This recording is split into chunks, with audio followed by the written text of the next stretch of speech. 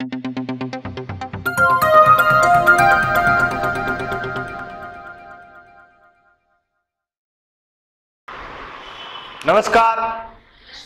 Good afternoon. Global E tech में आपका स्वागत है। आज हम गुर्जर प्रतिहार पार्ट 2 पढ़ रहे हैं। आज के जो गुर्जर प्रतिहार हैं वो भीनमाल और जालोर के गुर्जर प्रतिहार हैं। ठीक है, हाँ या ना? चलिए, तो अलग से आपको लिखना है क्योंकि कल वाले गुर्जर प्रतिहारों में शामिल नहीं है, अलग है। भीनमाल शाखा, बाद में उज्जैन चले जाएंगे और आप इनको आगे और भी बढ़ा सकते हो क्योंकि आगे जाके ये कन्नौज चले जाएंगे, कन्नौज तक फैल जाएंगे। तो इनको इस शाखा के नाम से भी बोल सकते हो आप। समझ रहे हो कि नहीं समझ रहे हो? यानी भीनमाल शाखा उज्जैन कन्नौज वाली शाखा की बात कर रहे हैं। और सबसे ज्यादा इंपॉर्टेंट है, गुर्जर प्रतिहारों को लेकर क्वेश्चन यहां से जरूर आता है। समझे? पहला शासक नागभट्ट प्रथम। अब आप बोलोगे ये है कौन? ये आपका मंडोर में आप पढ़ के आए हो, इसको पढ़ के आए हो ना?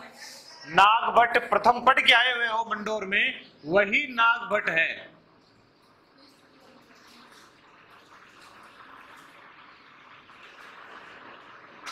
वही नागभट्ट है।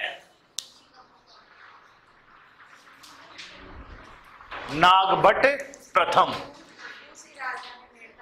जी जी जी, ठीक है। अब देखो, पहली बात जो आपको इसके बारे में लिखनी है वो ये है, चावड़ों से भीनमाल छीन लिया।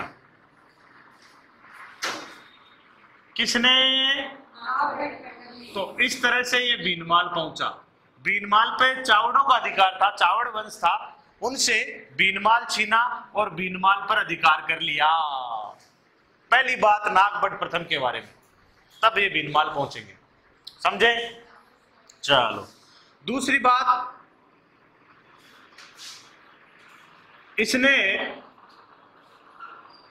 उज्जैन को, इसका नाम यह भी मिलेगा आपको अवंतिका।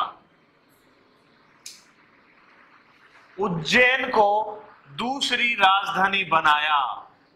पहली भीनमाल रही और यहां पे इन्होंने उज्जैन को दूसरी राजधानी बनाया। आपसे पूछ ले, उज्जैन को राजधानी किसने बनाया? नागभट्ट प्रथम ने। Very good.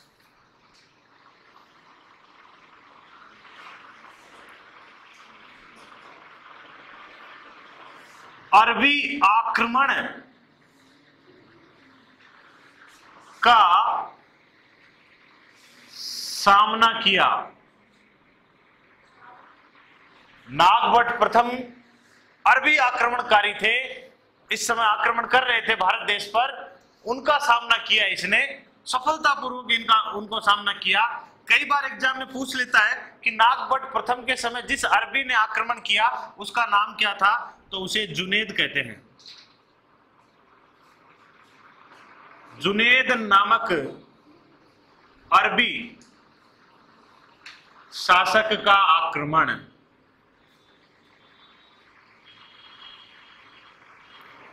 जुनेद नामक अरबी शासक का आक्रमण। आगे देख लेते हैं। इन्होंने जालोर दुर्ग का निर्माण करवाया है भैया।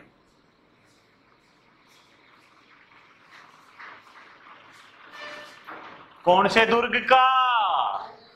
जालोर दुर्ग का निर्माण करवाया। ये भी इनकी उपलब्धि है।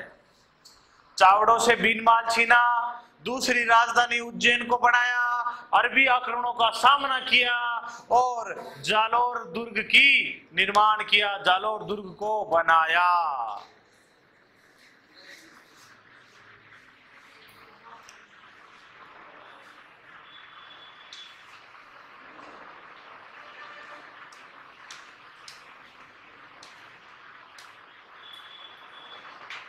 देखो इतना साम्राज्य फैला दिया, आपके सामने दिख रहा है, हाँ या ना। भीनमाल उज्जैन तक पहुंच गया, और भी छोटे मोटे क्षेत्र है जो मैं लिखा नहीं रहा हूं, बहुत सारे क्षेत्रों पे अधिकार है इसका। जब इतना सब कुछ कर दिया इसने, तो एक बात और भी ध्यान रखनी है, वो ये है नागभट्ट प्रथम के बारे में, जो आगे जाके सभी राजाओं के साथ हो गई। इनके काल में ध्यान से लिखना, चौहान, परमार, चालुक्य, चंदेल, गुहिल, इनके काल में ये सभी राजस्थान के बेहतरीन बेहतरीन वंश हैं, ये सब के सब। कौन कौन से? चौहान, परमार, चालुक्य, चंदेल, गुहिल। समझ रहे हो कि नहीं समझ रहे हो, है ना? गुहिल, इनके सामंत के रूप में, इनके सामंत के रूप में कार्य करते थे। यानी पावर सेंटर नंबर 1 कौन? नागभट्ट प्रथम खुद। और ये सब क्या है? पावर सेंटर नंबर 2 थे, सामंत थे सब के सब।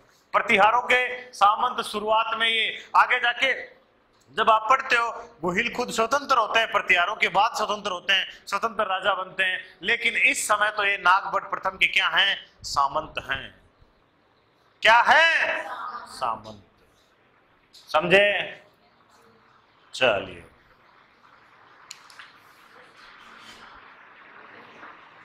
एक बात और, एक संजन ताम्र पत्र, एक लेख है, या संजन ताम्र लेख, संजन ताम्र लेख। आपको बता दूं, ये राष्ट्रकूट शासकों का लेख है, राष्ट्रकूट शासकों का लेख। दक्षिण भारत में एक वंश था, राष्ट्रकूट वंश, उनका लेख है। ठीक है, इस ये लेख क्या बोलता है, वो बात सुननी है ध्यान से, ध्यान रखना। राष्ट्रकूटों का लेख है ये, राष्ट्रकूटों का एक राजा हुआ करता था अमोघघर्ष, उसका लेख है ये। ये क्या बोलता है? इनके समय राष्ट्रकूट शासक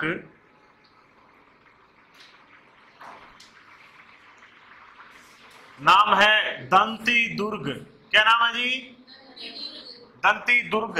आपको बता दूं, राष्ट्रकूटों का संस्थापक है ये, ठीक है ना? दंती दुर्ग राष्ट्रकूटों का संस्थापक है। इनके समय दंती दुर्ग ने उज्जैन में हिरण्य गर्भ धारण, हिरण्य गर्भ धारण नामक यज्ञ किया, तथा इस यज्ञ में नागभट्ट ने प्रतिहार की भूमिका निभाई। प्रतिहार का मतलब समझ गए होंगे, कल समझाया था, द्वारपाल, रक्षक, समझ गए? प्रतिहार की भूमिका निभाई।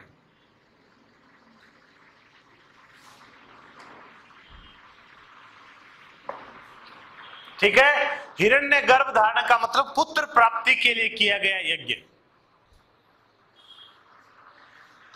यह जानकारी हमें संजन ताम्रलेख से मिलती है, जो राष्ट्रकूटों का लेख है, अमोघघर्ष ने लगवाया था। अमोघघर्ष यानी दंती दुर्ग की वंश की परंपरा का कोई राजा है, आगे जाके बनेगा, ठीक है ना? वो बोलता है कि मेरे वंश का संस्थापक, मेरे वंश का संस्थापक दंती दुर्ग उज्जैन में हिरण्य गर्भ धारण यज्ञ करवाता है। किसकी आज्ञा लेके? नागभट्ट की आज्ञा लेके, और नागभट्ट उसमें प्रतिहार का कार्य करता है। समझ गए कि नहीं समझे? क्यों नहीं समझे? प्रतिहार का कार्य मतलब उस यज्ञ की रक्षा का कार्य। रक्षक का कार्य करता है, द्वारपाल का कार्य करता है।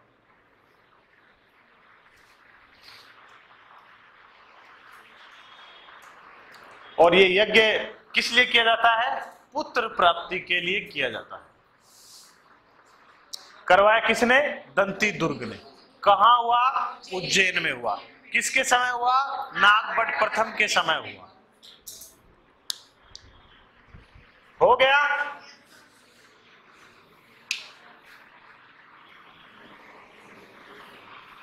ओके,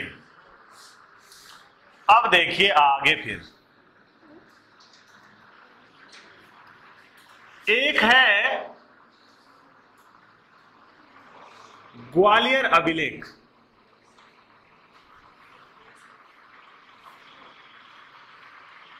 आगे आपको बताऊंगा ये अभिलेख किसने बनवाया है। गुर्जर प्रतिहार शासक ने बनवाया है, आगे बात करेंगे। वैसे मिहिर भोज ने बनवाया है।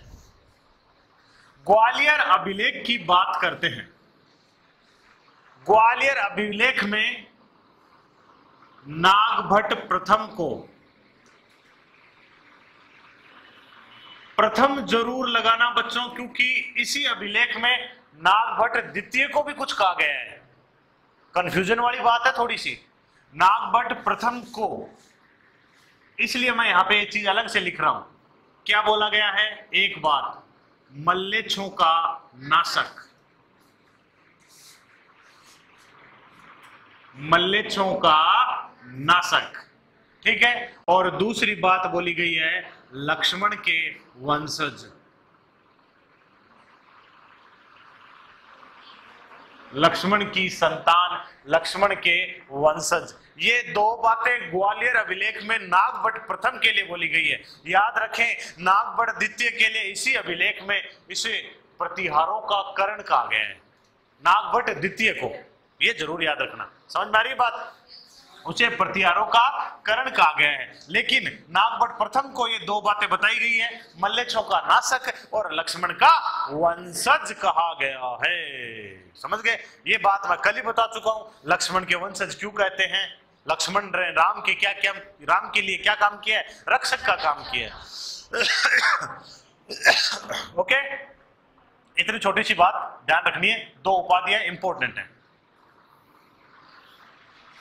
अब इसमें दो उपाधियों के अलावा कुछ अन्य उपाधियां भी है इसे।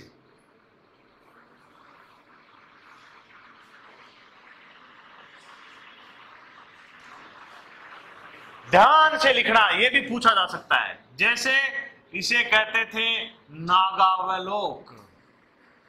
क्या कहते थे रे? नागावलोक, ठीक है। दूसरी बात, नारायण की मूर्ति का प्रतीक।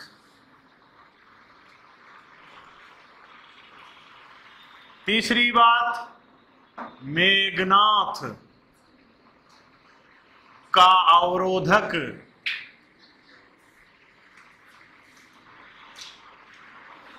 मेघनाथ को किसने रोका था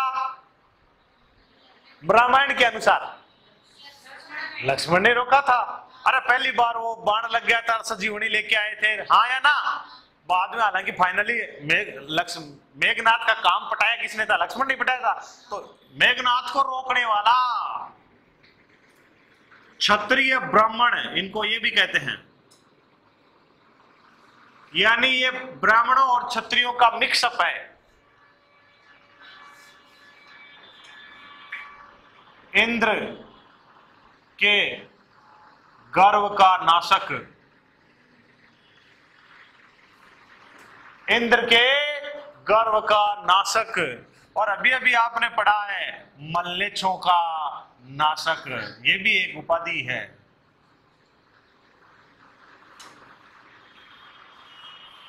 मल्लेच्छों का नाशक।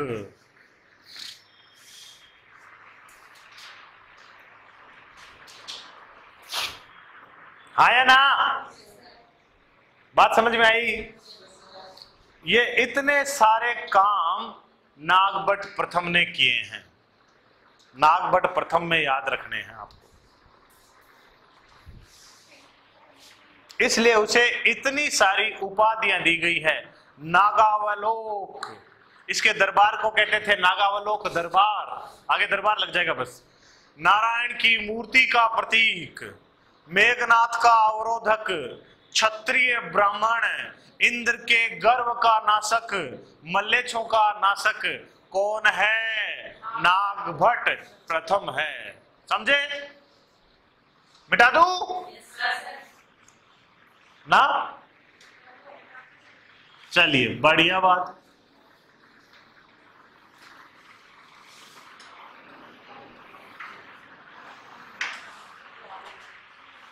अब देखो, नागभट्ट का पोता आएगा, बेटा आता है बीच में थोड़े समय के लिए, नहीं याद करना। नागभट्ट का पोता ही सीधा लिखना है। नाम है वत्सराज। क्या नाम? अरे वत्सराज प्रतिहार।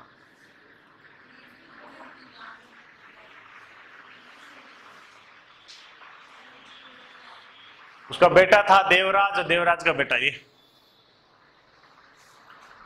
यानी देवराज ने 56 से लेके 83 तक शासन किया होगा।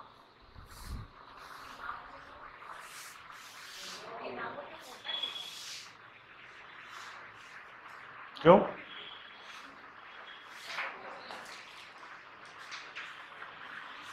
देखिए, सवाल आ जाए, क्या सवाल आ जाए?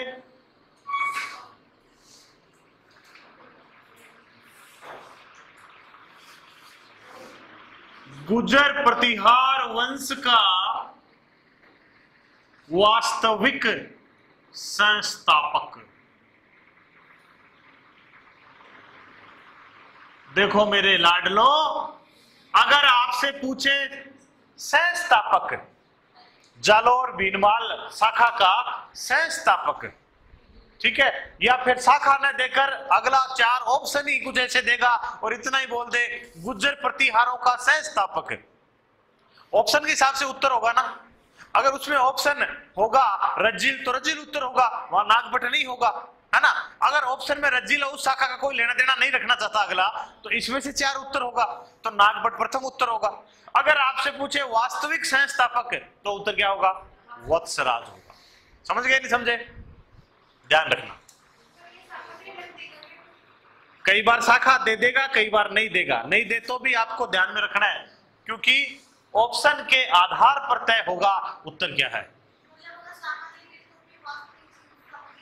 हाँ, आगे देखिए उपाधि।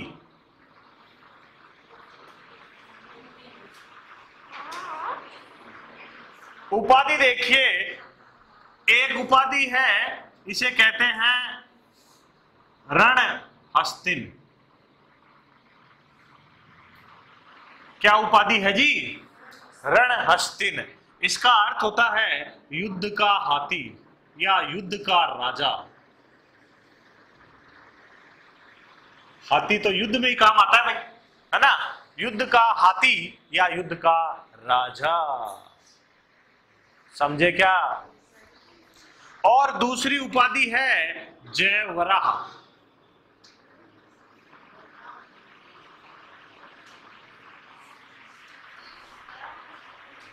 जयवराह।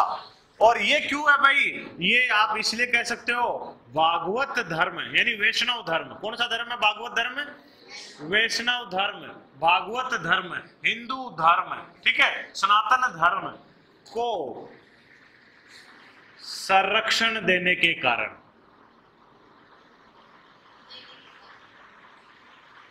देने वाला, ये भी कर सकते हो। तो रणहस्तिन और जयवराह 2 उपाधियां याद रखनी है आपको।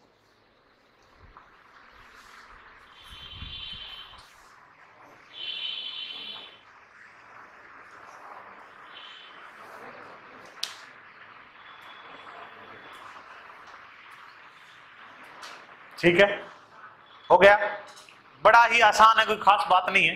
अब एक इंपॉर्टेंट चीज करा रहा हूं इसके अंदर ही, बड़ी इंपॉर्टेंट बात है वो।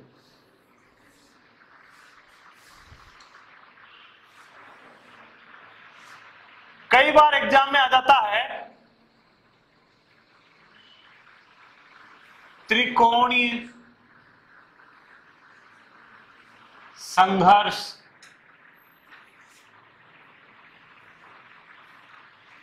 या त्रिपक्षीय संघर्ष या 100 वर्षों का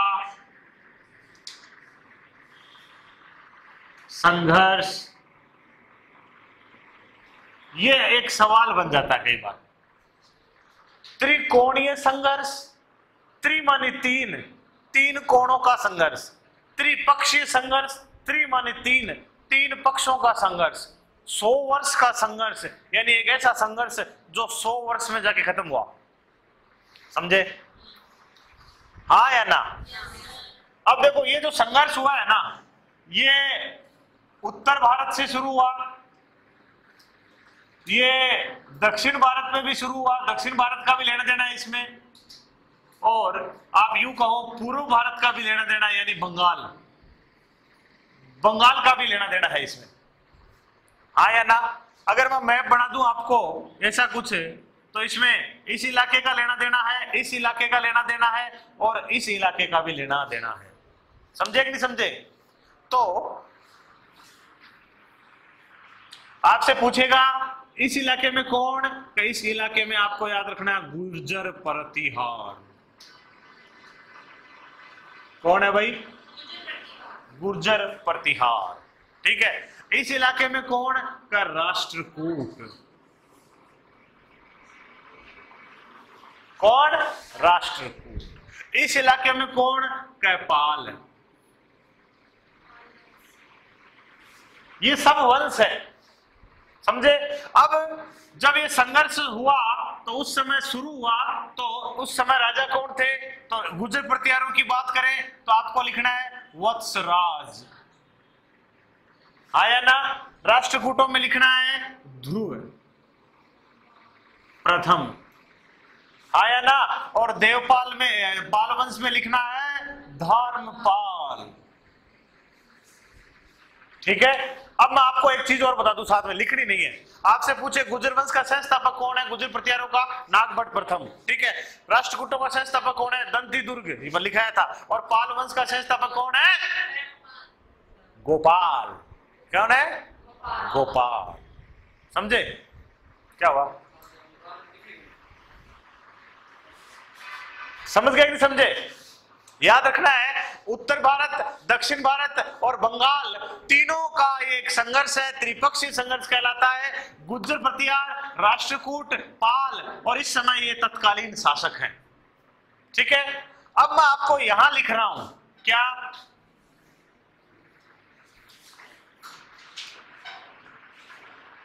इस संघर्ष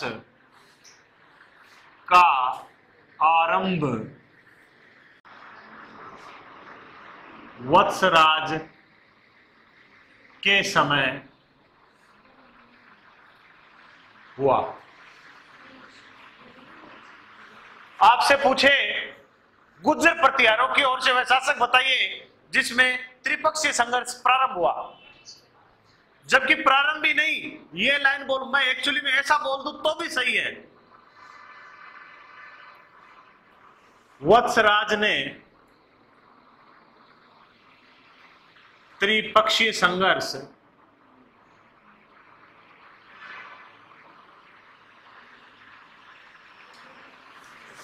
को प्रारंभ किया है।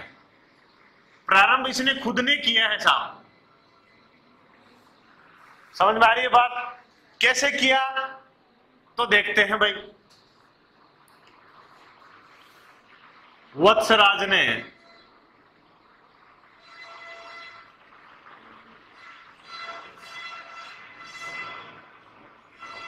कन्नौज के शासक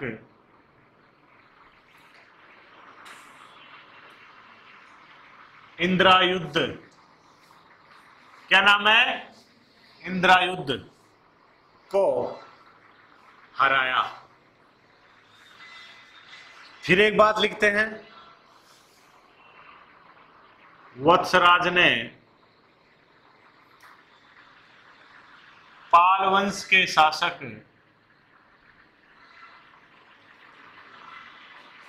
धर्मपाल को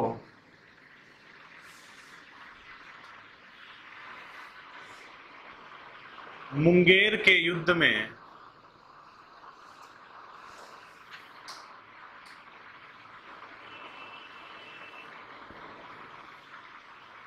पराजित किया।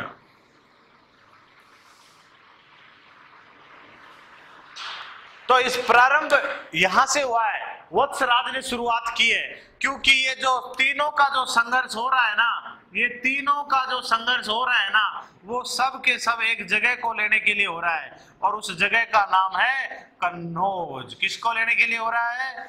कन्नौज को लेने के लिए संघर्ष हो रहा है। और शुरुआत की किसने की है? वत्सराज ने की है। उसने कन्नौज के शासक इंद्रायुध को हरा दिया। जब इंद्रायुध को हरा दिया तो धर्मपाल बोला कि क्यों क्यों क्यों भाई, तू क्या अनोखो है कि मबी लेशकू कन्नौज ने?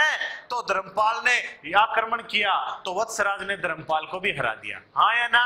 जब इस दोनों को हरा दिया तो आगे की मैं बात बता देता हूं आपको, जो लिखनी नहीं है। क्या हुआ? राष्ट्रकूट शासक है ना, इसने सबसे पहला शासक है इस संघर्ष में भाग लेने वाला राष्ट्रकूटों का, ठीक है ना, इसने आक्रमण किया और वत्सराज को हरा दिया। हाँ या ना? ठीक है। अब वत्सराज तक तो ये संघर्ष यहीं तक है। अगला राजा आएगा, संघर्ष को खत्म ही कर देगा पूरा, और संघर्ष में फाइनली गुर्जर प्रतिहार जीतेंगे, विजेता रहेंगे। क्योंकि मैंने शुरुआत में लिखाया था भीनमाल, उज्जैन, कन्नौज, शाखा।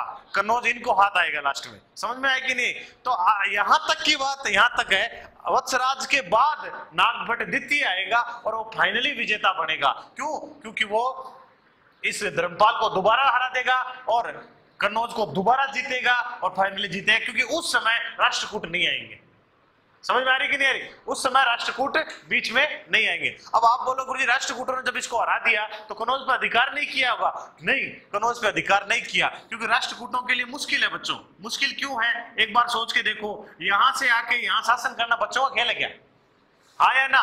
कितना परिवहन, संचार, कितनी सुविधाओं का होना जरूरी है, तब जाके आप ये शासन कर पाते हो। इन्होंने आक्रमण कर दिया ध्रुव ने, और जीत भी गया ध्रुव, क्योंकि ध्रुव उसके बाद अपन मुकुट के नीचे इस जीत के प्रतीक स्वरूप गंगा और यमुना के प्रतीक लगाने लग गया, ठीक है ना, कि मैं गंगा और यमुना को जीत के आया हूं। गंगा और यमुना के बीच के भाग को ही कन्नौज कहते हैं। समझ में आई कि नहीं? गंगा और यमुना के बीच के भाग को दोआब प्रदेश कहते हैं, दो नदियों का क्षेत्र कहते हैं, और इनके बीच के भाग को ही एक तरह से कन्नौज कहते हैं। कान्य खूब पुराना नाम है। तो वो अपने प्रतीक लगाने लग गया कि गंगा और यमुना का स्वरूप, लेकिन वो कन्नौज पर एक तरह से आप बोलो को स्थायी अधिकार संभव नहीं हो पाया, ठीक है। इसलिए इन दोनों को क्या मिल गया? दोबारा मौका मिल गया लड़ने के लिए। समझे कि नहीं समझे? अगर वो परमानेंट राज कर लेता तो ये तो देखते रह जाते, राष्ट्रकूट जीत जाते। उतारो। त्रिपक्षीय संघर्ष की शुरुआत है ये, इसको खत्म अपन नागभट्ट द्वितीय में कर देंगे, और ये 100 साल का संघर्ष कहा जाता है। शुरुआत करने वाला वत्सराज है, याद रखना। वत्सराज ने शुरुआत की है कन्नौज पर आक्रमण करके, वहां के शासक इंद्रायुध को हराकर। समझ में आए कि नहीं? वैसे देखा जाए तो इसमें 4 राज्य भाग ले रहे हैं। ले रहे कि नहीं ले रहे? कन्नौज वाला भी तो साथ में है ना, पर कन्नौज वाला इतना अयोग्य है कि उसको इस समय इतना माना नहीं जा रहा है, क्योंकि वो धर्मपाल के कहने के अनुसार चल रहा है। आया ना? धर्मपाल बोलता है वही काम कर रहा है वो इस समय। तो धर्मपाल जो बोलेगा वही काम करेगा, तो इसीलिए इनको त्रिपक्षीय संघर्ष कहते हैं। नहीं तो ये क्या कहते हैं फिर? चतुर्पक्षीय संघर्ष कहते हैं। नहीं तो अरे भाग तो 4 ले रहे हैं ना। हो गया? चलो बढ़िया बात। ये आपका त्रिपक्षीय संघर्ष है जो वत्सराज के समय शुरू हुआ। ये बात आपको ध्यान रखनी है। किसके समय? किसके समय? क्या हुआ है? कोई विशेष बात? कोई चीज समझ में नहीं आई? आ गई? चलो अब कुछ और बातें वत्सराज की कर लेते हैं थोड़ी सी।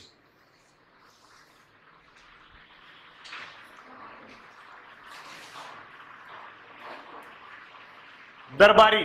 नंबर 1 उधोतन सूरी। एक दरबारी रहते हैं, इनके दरबार में नाम है उधोतन सूरी। उधोतन सूरी जी, ये पुस्तक याद कर लेना रे, बहुत इंपॉर्टेंट है। उधोतन सूरी जी की पुस्तक है कुवलय माला। कुवलय माला, ठीक है ना। जालोर दुर्ग में बैठ के लिखी है इन्होंने ये किताब। उधोतन सूरी दरबारी है, इनके कुवलय माला लिखी है। याद रखना इस बात को, और कुवलय माला के बारे में याद रखना, इसमें 18 भाषाओं का उल्लेख है। कितनी उल्लेख है, जिसमें से एक मरु भाषा भी है। मरु कौन सी है? आपड़ली मरु भाषा भी है। मारवाड़ी, समझ में आए कि नहीं? हालांकि मारवाड़ी तो अबुल फजल बोलता है, मरु भाषा ही है एक्चुअली में ये तो। हाँ या ना? एक और है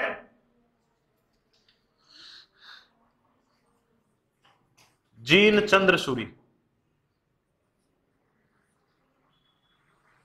इनकी पुस्तक है हरिवंश। हरिवंश ये एक जैन धर्म की पुस्तक है, क्योंकि जीन चंद्र सूरी जी जैन धर्म से संबंध रखते थे, ठीक है ना। उनकी पुस्तक है ये हरिवंश। और ये पुस्तक क्या कहती है? गुज्जर प्रतिहार। ये पुस्तक कहती है एक्चुअली में, जो कहती है वैसा ही लिख लो। वत्सराज उज्जैन का शासक है। कहां का शासक है? उज्जैन का शासक है। वत्सराज उज्जैन का शासक है। बंद करें। वत्सराज उज्जैन का शासक है। कौन बोलता है ये बात? जीन चंद्र सूरी बोलते हैं, जीन सेन सूरी बोलते हैं। चंद्र बोल दो, सेन बोल दो, बात एक ही है।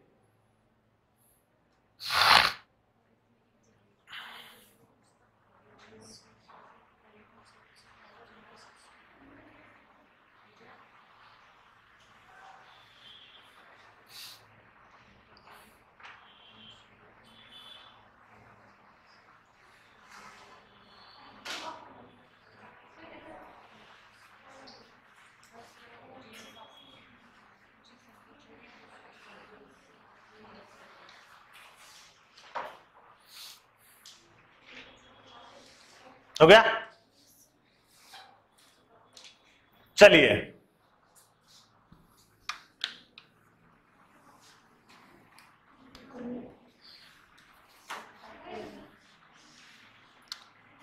एक जगह है भीनमाल।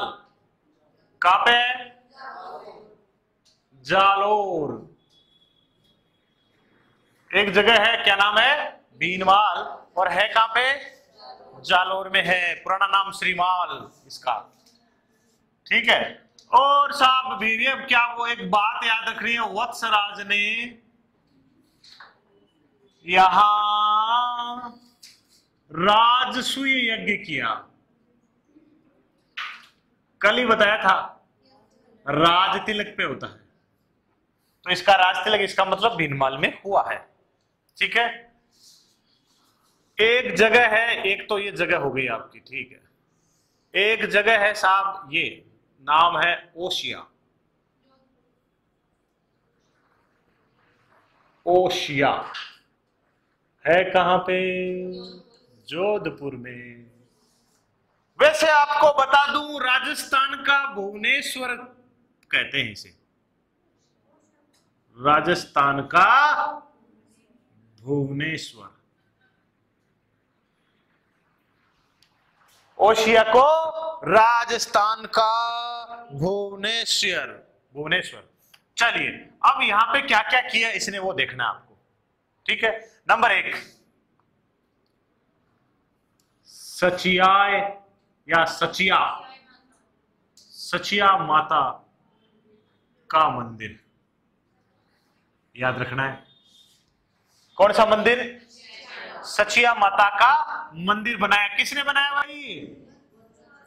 वत्सराज ने बनाया। और आपको मैं एक बात और बता दूं क्या, इसमें याद आ गई मुझे, ओस वालों की कुलदेवी है ये।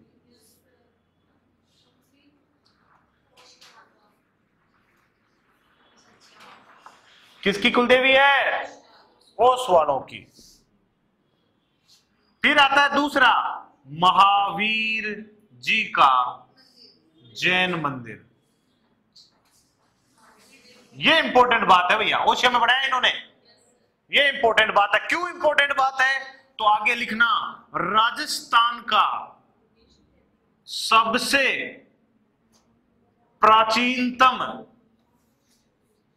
ज्ञात जैन मंदिर कहां पर है? ओशिया में है। बनाया किसने? समझ गए कि नहीं समझे? राजस्थान का सबसे प्राचीनतम जैन मंदिर है महावीर जी जैन मंदिर, ओशिया। ज्ञात मतलब जिसे हमें पता चला है, इससे पुराना मंदिर मिला ही नहीं अपने को। कितनी राजी हो रही है, मत्थे ही राजी हो रही है।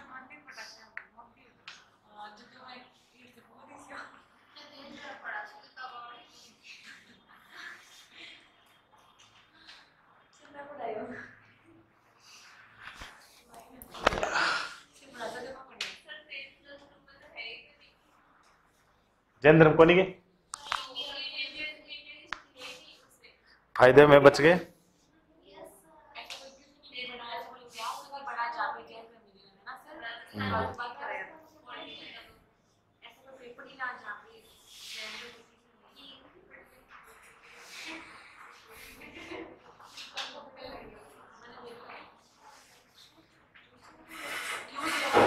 बाप रे, हो गया। तो ध्यान रखनी है, भीनमाल और ओशिया। ओशिया इंपोर्टेंट है वत्सराज के समय।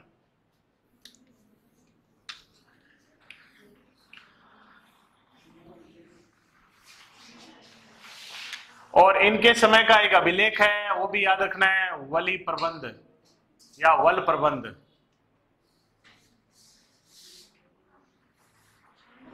अभिलेख है, और ये अभिलेख याद रखना, इसमें सती प्रथा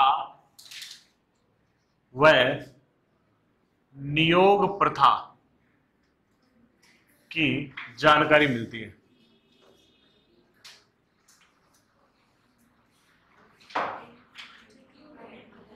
इनके वल प्रबंध कह सकते हो, वली प्रबंध कह सकते हो, बात एक ही है।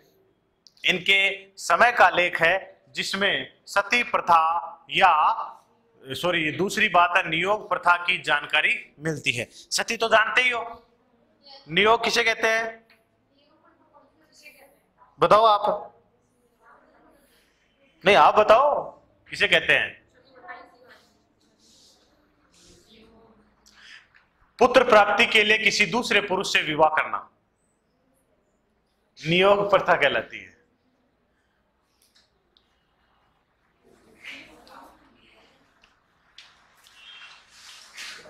चलिए आगे बढ़िए।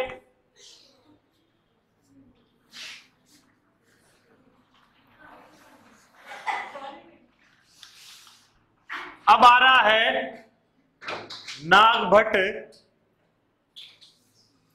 द्वितीय।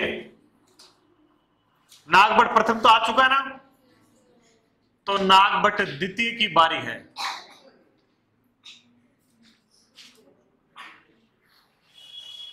नागभट्ट द्वितीय की बारी है। देखिए सेम टू सेम जो पहले वाले थे, इनके दरबार को भी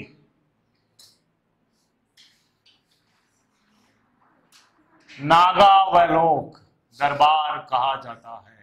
नागा वैलोक।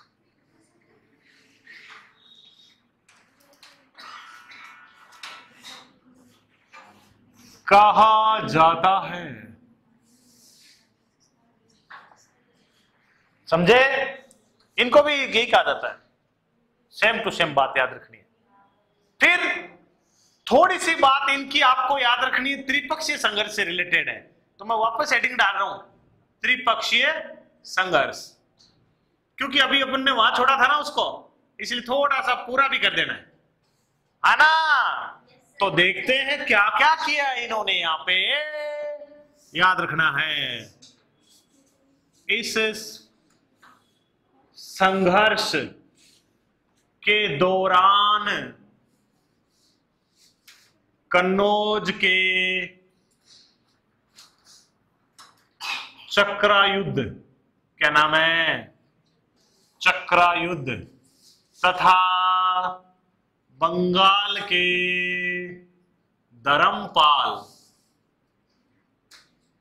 आपको धर्मपाल याद नहीं रहे तो बताऊं, आपने बार बार पढ़ी होगी रे गीत गोविंद, टीका, टीका कितनी टीकाएं हुई है, वो गीत गोविंद के राइटर कौन, जयदेव, इसी के दरबार में रहता था, धर्मपाल के, बंगाल में।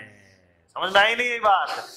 तो बंगाल के धर्मपाल को पराजित कर निर्णायक रूप से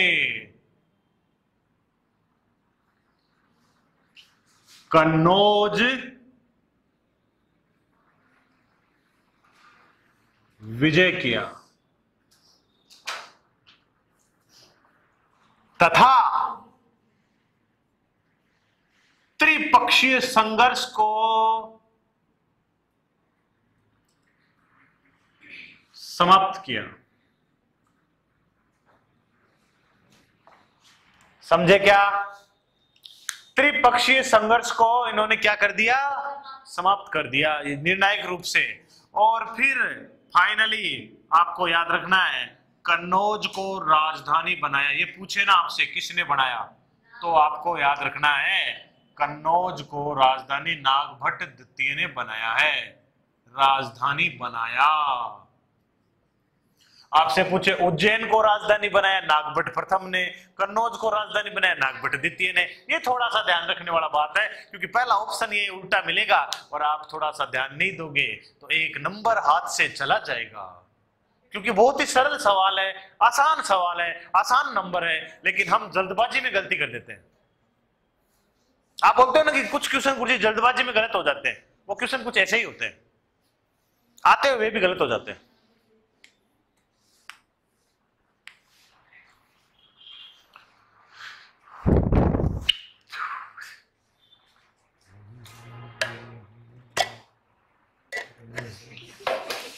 आगे पूरा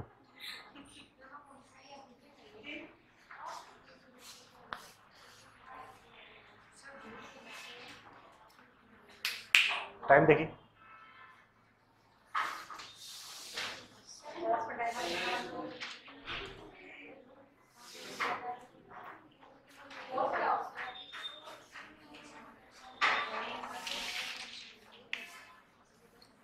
दो तीन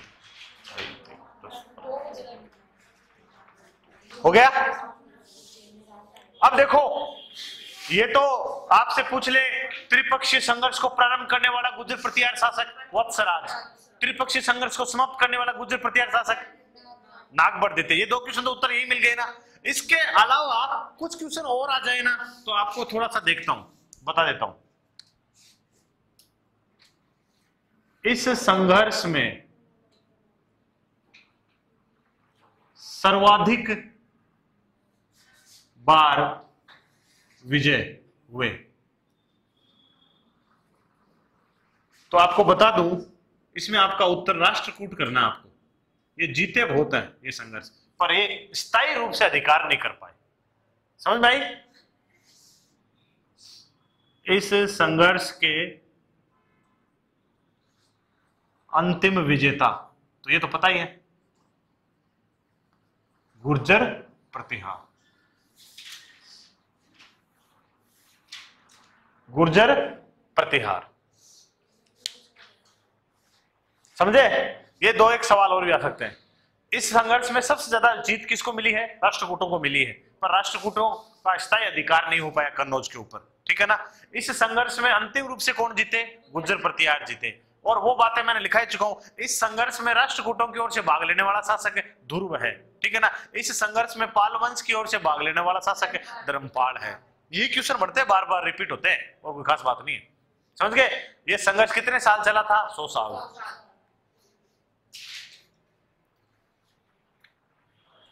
हो गया। तो ध्यान रखना है, त्रिपक्षीय संघर्ष का एंड किया इन्होंने। चलिए कुछ और बातें कर लेते हैं इनकी। तो एक अभिलेख है, दो अभिलेखों की बात करते हैं पहले, है ना। ग्वालियर अभिलेख, वापस आ जाओ, क्योंकि ये मिहिर भोज ने बढ़ाई है, तो इसमें तो मतलब सीधा सा अर्थ है गुर्जर प्रतिहारों का इतिहास मिलेगा, है ना। तो ये बार बार आएगा, ग्वालियर अभिलेख, ग्वालियर अभिलेख, मिहिर भोज। अभी इसका बेटा जस्ट आने वाला पोता, आने वाला राजा है। अभिलेख कौन सा? ग्वालियर, ठीक है ना। अब इस ग्वालियर अभिलेख में याद रखना है एक बात, तो ये याद रखनी है आपको,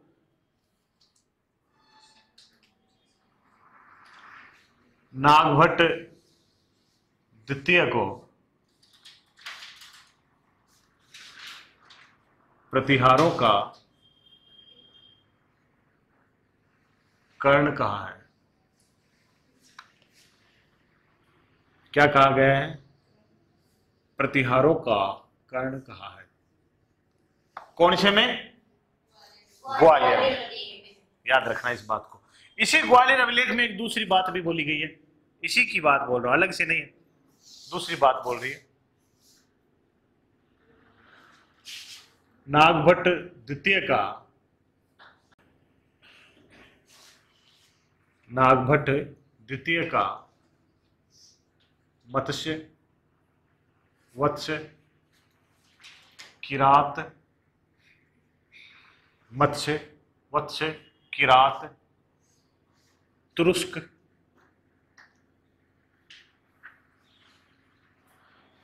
मत्स्य, मत्स्य, किरात, तुरुस्क प्रदेशों पर अधिकार था। याद रखना है इस बात को। अब आप बोलो गुरुजी यहां का नाम भी बता दो, आजकल के हैं, है ना, ऐसे कैसे याद रख लें? तो मत्स्य आपको याद रखना है, मत्स्य की राजधानी विराटनगर हुआ करती थी, और आपको ये याद रखना है पूर्वी राजस्थान है ये। क्या है ये? पूर्वी राजस्थान है, ठीक है। हाँ हाँ हाँ हाँ, जयपुर वाला, विराटनगर बेराट जयपुर है, तो जयपुर वाला। वत्स आप ये समझ लो इलाहाबाद, क्या कह सकते हो आप इसको? इलाहाबाद, यूपी। वत्स की राजधानी कौशाम्बी हुआ करती थी, और इलाहाबाद का प्राचीन नाम कौशाम्बी है। समझ गए नहीं समझे? किरात, आओ हो, आपको मैं जियोग्राफी पढ़ाई रहा हूं, उसमें आपको हिमालय प्रदेश मिलेगा, समझ रहे हो? जो शिवालिक और पर्वतमाला जो पढ़ा रहा हूं ना, वो किरात प्रदेश था प्राचीन काल में, ठीक है। अच्छा, तुरुस्क, अब देखो ये पश्चिम का मुस्लिम प्रदेश है, यानी आजकल पाकिस्तान है ना जो, वो इलाका पश्चिम मुस्लिम प्रदेश, जहां पे आजकल लाहौर, इस्लामाबाद, पेशावर, रावलपिंडी जो है छोटे छोटे नगर, उन नगरों की बात हो रही है।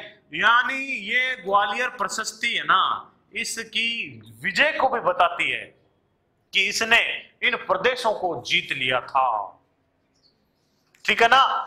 मत्स्य, वत्स, किरात, तुरुस्क प्रदेशों का विजेता कहा है, ठीक है ना। प्रदेशों का विजेता, जैसा लिखा है वैसा ही लिखो, का विजेता है, समझे क्या?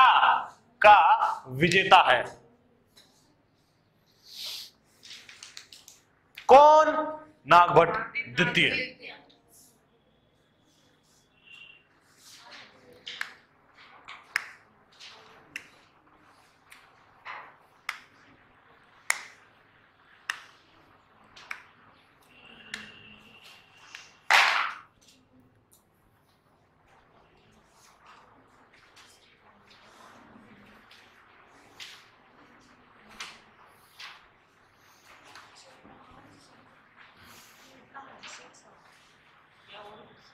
इतिहास इतिहास हो जाएगा।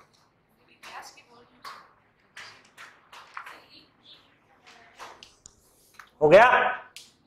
चलो, ऐसे ही जैसे आपने ग्वालियर अभिलेख लिखा, ग्वालियर अभिलेख कहाँ है? ग्वालियर में, ठीक है।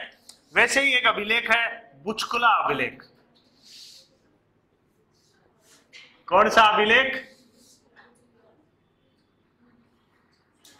कौन सा? बुचकला, ठीक है ना। बुचकला नाम जो कितना बढ़िया है। कहां पर? जोधपुर में एक पार्वती माता का मंदिर है, वहां पे मिला बुचकला। बस थोड़ी सी बात याद रखनी है। क्या बात है भाई इसमें? नागभट्ट, याद रखना द्वितीय की है, वो भी द्वितीय की उपाधियां। नागभट्ट द्वितीय की उपाधियां हैं। नंबर 1 परम भट्टारक, नंबर 2 महाराजा धीराज, ये इंपॉर्टेंट बात है। और नंबर 3 परमेश्वरम, परमेश्वर। ये उपाधियां आपको बुचकला में मिलेगी, बुचकला अभिलेख में।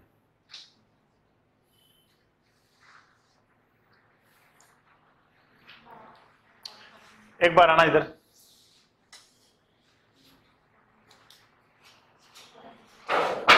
एक बार के लिए ऑफ कर।